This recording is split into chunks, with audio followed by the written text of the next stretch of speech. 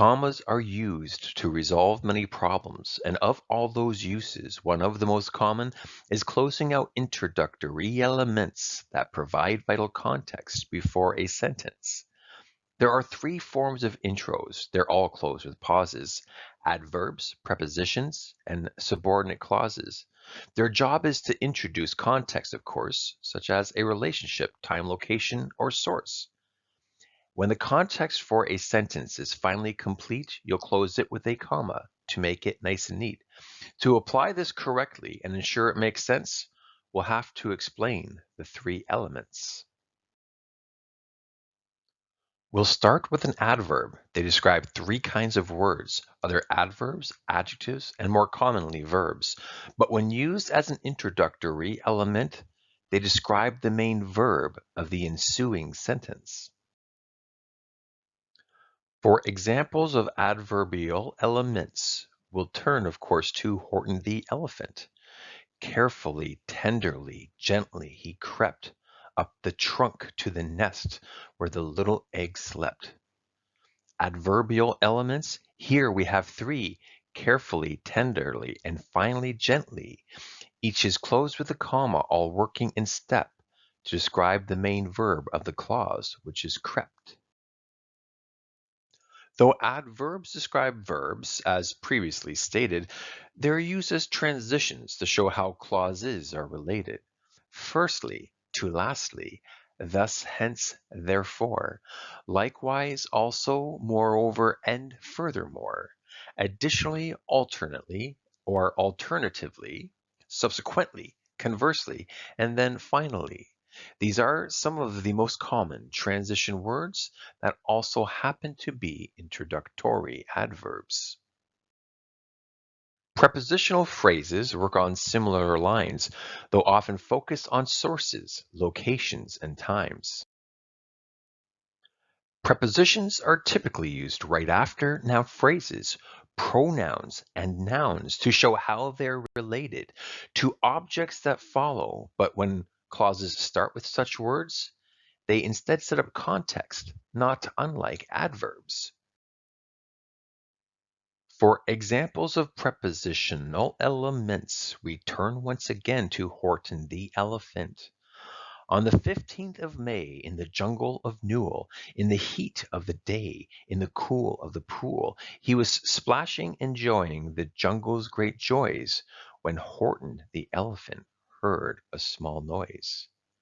Prepositional elements, here we have four: one for time and location, and then there's two more.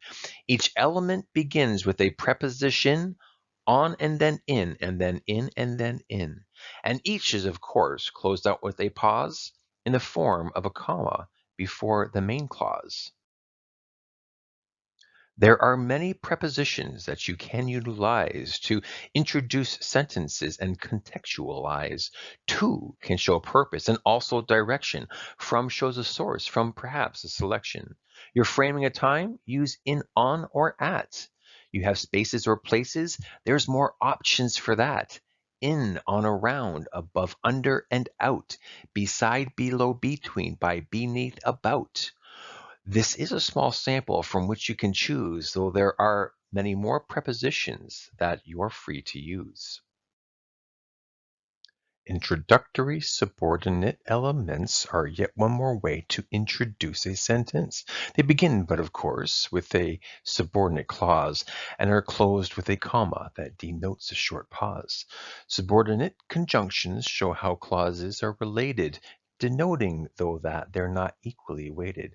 The main clause is the focus. It makes a claim that the subordinate clause then, of course, tries to explain. For an example of a subordinate element, we turn one last time to Horton the elephant. Because I meant what I said and I said what I meant, I will stay faithful 100%. We begin with because, which subordinates the short clause that follows and shows how it relates to the main clause that follows, but before that should start, we insert a comma to tell the clauses apart. When choosing to use subordinating conjunctions, you should likely consider their 7 key functions. When you want to show reasons why something was, you can use since or as, or even because. When you are comparing, you can use although, or rather, or whereas, or you can use even though. Options for temporal relations, there's more. Once, until, after, while, when, since, before. Prepositions describe how things were done, if you wish. In such cases, you can use as though or as if. To establish a place, such as here or there, you should use wherever, or even simply just where. Establishing conditions can help avoid a mess. Just use even if, or even unless. You may wish to concede when contending a source, and can do so with although, though, and of course. When introducing a sentence, consider these functions, but be cautious and sure to choose the right conjunction. You know now how introductory elements work. Your first choice, as noted, is a simple adverb. You may also use prepositional phrases or subordinate elements in some cases. Whichever you choose, when it's done, you must pause by inserting a comma before your main clause. I hope that was clear and you're ready to go, but should you have questions, just leave them below. I'll answer them quick one after the other. Till next time, take care of yourselves and each other.